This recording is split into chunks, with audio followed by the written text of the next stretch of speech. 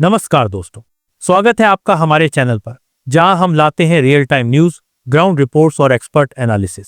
दोस्तों, आज की स्पेशल रिपोर्ट है मिडिल ईस्ट के हॉट जोन से हालिया टेंशन, डोनाल्ड ट्रंप के स्टेटमेंट्स, इजराइल के मिलिट्री मूव्स और गाजा में इंसानियत का संकट। ये रिपोर्ट है फैक्ट्स, फील्ड रिपोर्टिंग, दोनों साइड्स के क्लेम्स और एक्सपर्ट ओपिनियंस से। दोस्तों, अगर आप मिस नहीं करना चाहते हैं तो वीडियो को लाइक, शेयर और सब्सक्राइब करें, बेल आइकन दबाएं ताकि हर अपडेट आप तक मिले। दोस्तों, 20 अक्टूबर के बाद से मिडिल ईस्ट का परिदृश्य बदल गया। घटनाओं की श्रृंखला में मंगलवार को एक नया मोड़ आया जब अमेरिका के पूर्व राष्ट्रपति डोनाल्ड ट्रंप ने सार्वजनिक बयान दिया और कुछ मिडिल ईस्ट के देशों के संभावित हस्तक्षेप की चेतावनी दी। उसी समय इजराइल के प्रधानमंत्री बेंजामिन नेतन्याहू ने संसद में कठोर रुख अपनाते हुए गाजा में बड़े पैमाने पर सैन्य कार्रवाई का खुलासा किया। उन्होंने कहा कि 19 अक्टूबर को इजरायली सुरक्षा बलों ने गाजा पर एक 153 टन बम गिराए। गाजा प्रशासन ने सीज फायर उल्लंघन का आरोप लगाया और कहा कि हमास ने उन इलाकों में मौजूदगी नहीं रखी जहां हमले हुए। इसी बीच मानवीय संकट गहराता जा रहा है। अस्पतालों में भीड़, आपूर्ति न होने के चलते लोगों की मौतें और विस्थापन की लहरें बढ़ती चली जा रही हैं। दोस्तों, हम इस रिपोर्ट में घटनाओं की समयरेखा, दावों के दोनों पहलुओं, अंतर्राष्ट्रीय प्रतिक्रियाओं और गाजा के नागरिकों की वास्तविक स्थितियों का विश्लेषण पेश करेंगे। सबसे पहले सुनिए ट्रंप के बयान और उनके राजनीतिक क्षेत्रीय के बारे में। डोनाल्ड ट्रंप ने कहा कि मेरे दोस्त, देशों ने कहा है कि अगर हमास ने गलत हरकतें करता रहा तो वे गाजा में जाकर उसे उसी भाषा में समझाना पड़ेगा। यह बयान उस वक्त आया जब क्षेत्रीय तनाव चरम पर पहुंच रहा था। ट्रंप ने यह भी कहा कि मिडिल ईस्ट में इतना प्यार और उत्साह हजारों साल में नहीं देखा गया और इसे खूबसूरत बताया। राजनीतिक विश्लेषकों का कहना है कि यह बयान केवल कूटनीतिक शब्द नहीं था, बल्कि क्षेत्रीय गठजोड़ों और सैन्य सहयोग के संकेत भी हैं, जिनमें कुछ अरब राज्यों की भूमिका प्रमुख हो सकती है। दोस्तों, विशेषज्ञ का कहना है कि ट्रंप का इशारा उन अरब राष्ट्रों की तरफ था जिनके साथ इजराइल के संबंध पिछले कुछ वर्षों में सुधरे हैं। अगर सामूहिक कार्रवाई की संभावना वास्तविक बनती है तो ये मिडिल ईस्ट के मौजूदा पावर बैलेंस को स्थायी रूप से बदल सकता है। दोस्तों, इजराइल के प्रधानमंत्री बेंजामिन नेतन्याहू ने संसद में कहा, हम एक हाथ में हथियार लिए हैं और दूसरे हाथ से शांति की पेशकश कर रहे हैं। नेतन्याहू ने 20 अक्टूबर की सैन्य कार्रवाइयों का उल्लेख करते हुए कहा कि यह कदम आवश्यक था क्योंकि हमास ने सीज फायर भंग कर इजरायली सैनिकों पर हमला किया था। जवाब में इजराइल ने बड़ी वायु और जमीनी कार्रवाई की। संसद के कई सदस्यों ने नेतन्याहू के रुख का समर्थन किया, लेकिन अंतर्राष्ट्रीय समुदाय में इस कदम की आलोचना भी हुई।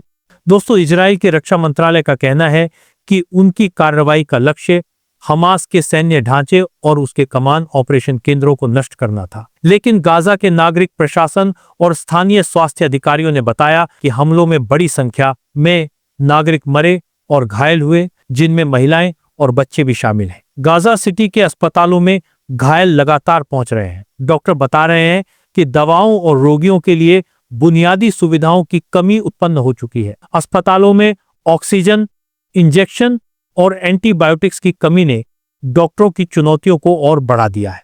स्थानीय अधिकारियों के अनुसार संसाधन सीमित है और इमरजेंसी रूम में मरीजों की संख्या इलाज की तुलना में कहीं अधिक है। डॉक्टर बताते हैं, हमें रोजाना ऐसे मरीज मिल रहे हैं जिनका इलाज मुश्किल है।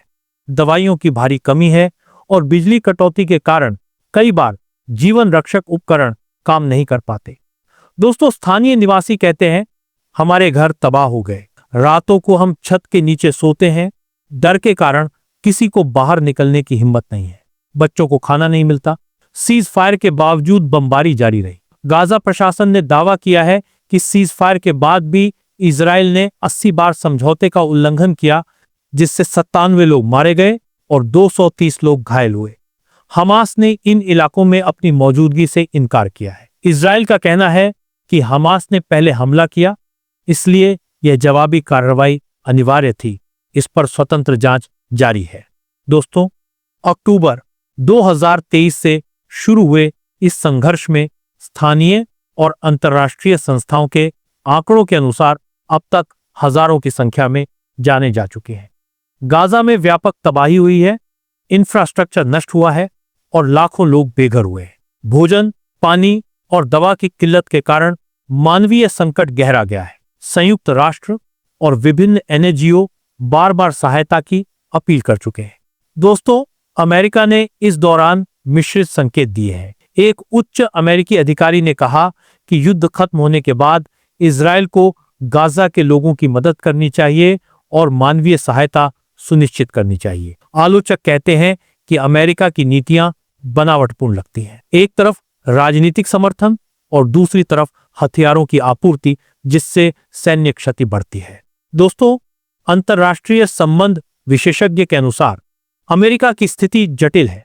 रणनीतिक गठबंधनों और आंतरिक राजनीतिक दबाव के चलते अमेरिका ऐसे समय पर खुले तौर पर कड़े कदमों का समर्थन भी करता है और मानवीय चिंताओं पर बल देने का आग्रह भी करता है। रूस, चीन और ईरान जैसी शक्तियां इजरायल की कार्रवाई की आलोचना कर रही हैं। ईरान ने हमास का राजनीतिक समर्थन किया है और कई मौकों पर इजरायल के खिलाफ मुखर रुख अपनाया है। यूरोपीय संघ ने दोनों पक्षों से संयम बरतने का आग्रह किया है, जबकि कई मानवीय संस्थाएं गाजा में तत्काल राहत प्रयासों की आवश्यकता पर जोर दे रही है। इजरायल कहता है कि हमास ने हमला किया, इसलिए जवाबी कार्रवाई की गई। हमास का कहना है कि जिन इलाकों पर हमला हुआ वहां उसकी उपस्थिति नहीं थी। तीसरी तरफ स्थानीय और अंतर्राष्ट्रीय अन्वेषण अक्सर तथ्यों की पुष्टि करने में असमर्थ होते हैं, क्योंकि जमीनी साक्ष्य नष्ट हो सकते हैं और स्वतंत्र पहुंच सीमित होती है। रिपोर्टिंग के दौरान पाया गया कि दोनों पक्षों के बयानों में अंतर है। स्थानीय निवासियों के बयान, डॉक्टरों की सूचनाएं और मैदान की तस्वीरें नागरिक क्षति की ओर संकेत करते हैं। दूसरी तरफ सैन्य सूत्र दावा करते हैं कि लक्षित हमले केवल आतंकवादी ठिकानों पर हुए। स्वतंत्र मीडिया रिपोर्टिंग और तटस्थ संस्थाओं की रिपोर्टें इस दावे की पुष्टि या खंडन के लिए निर्णायक हो सकती हैं, लेकिन वास्तविक परिदृश्य का ठीक ठीक पता लगना मुश्किल है।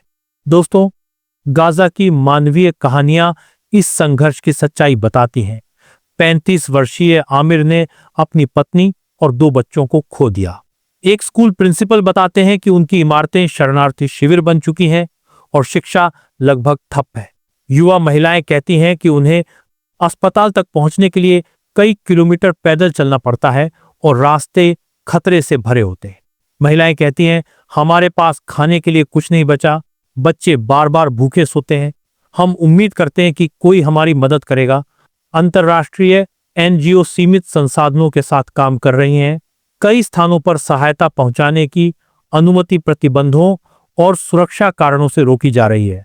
संयुक्त राष्ट्र की चेतावनी है कि अगर तत्काल सहायता नहीं भेजी गई तो भूखमरी और बीमारियों के कारण जानें बढ़ सकती हैं। रक्षा विश्लेषक के अनुसार नेतन्याहू और इजरायल की सैन्य नीति का उद्देश्य हमास की क्षमताओं को सीमित करना है, पर असल क्षति तब होती है जब सिविलियंस प्रभावित होते हैं, जिससे अंतर्राष्ट्रीय समर्थन में गिरावट आती है। यदि यह संघर्ष लंबे समय तक जारी रहा तो मिडिल ईस्ट की भू राजनीति पर बड़ा असर पड़े। क्या ट्रंप के कथित दोस्त देश हस्तक्षेप करेंगे या गाजा के पुनर्निर्माण के लिए अंतर्राष्ट्रीय समुदाय कदम उठा पाएगा? दोस्तों, राजनीतिक विश्लेषक कहते हैं, एक बड़े पारंपरिक युद्ध की स्थिति में क्षेत्रीय शक्तियां और वैश्विक खिलाड़ी अपने हितों के अनुरूप कदम उठाएंगे। अगर कोई अरब देश सीधे हस्तक्षेप करता है तो इससे इजराइल अरब संबंधों का नया अध्याय खुल सकता है, लेकिन व्यापक हस्तक्षेप का मतलब होगा सैन्य और मानवीय लागत में वृद्धि। गाजा के लोगों के लिए सवाल है, आज की लड़ाई के बाद कल क्या होगा? जो सेवाएं बची हैं वे कैसे पुनर्जीवित होंगी? लाखों विस्थापितों का आश्रय, सेवाओं की बहाली और आर्थिक पुनर्निर्माण, इन सब का बोझ किस पर आएगा? संयुक्त राष्ट्र ने चेतावनी दी है कि गाजा के पुनर्निर्माण के लिए अरब, यूरोप और अन्य हिस्सेदारों को शामिल करना होगा। आर्थिक पैकेज, सुरक्षा सुनिश्चित करने वाली व्यवस्थाएं और मानवीय सहायता के बिना पुनर्निर्माण संभव नहीं होगा। दोस्तों, युद्ध के मानवीय परिणाम विकराल हैं और राजनीतिक व कूटनीतिक जटिल हैं। गाजा के नागरिक जीवन के लिए यह एक क्रूर वास्तविकता बन चुकी है। ट्रंप के बयानों ने क्षेत्रीय सियासी गतिशीलता को उजागर किया है। इजरायल के नेतन्याहू ने सैन्य ताकत के माध्यम से शांति की बात कही है। गाजा में नागरिकों पर पड़े मानवीय प्रभाव भयानक हैं। दोनों पक्षों के दावे विरोधाभासी हैं। अंतर्राष्ट्रीय समुदाय ने मिश्रित प्रतिक्रियाएं दी हैं, लेकिन मानवीय सहायता की जरूरत पर एकमत बना हुआ है। यह रिपोर्ट उन इंसानों की आवाज जो हर रोज अपनी जिंदगी के लिए लड़ रहे हैं। राजनीतिक और सैन्य रणनीतियां भविष्य बदल सकती हैं, पर हर बम जो गिरता है, हर घर जो तबाह होता है और हर बच्चा जो भूखा सोता है, यह मानवता की हानि है। दोस्तों, हमने तथ्यों, दावों और मानवीय स्थितियों को नए सिरे से प्रदर्शित करने की कोशिश की है। आगे की रिपोर्टिंग के लिए हमारे चैनल को सब्सक्राइब करें, वीडियो लाइक करें और कमेंट्स में अपनी राय साझा करें। आपकी एक प्रतिक्रिया लाखों को जागृत कर सकती है। याद रखें, यह कोई साधारण खबर नहीं।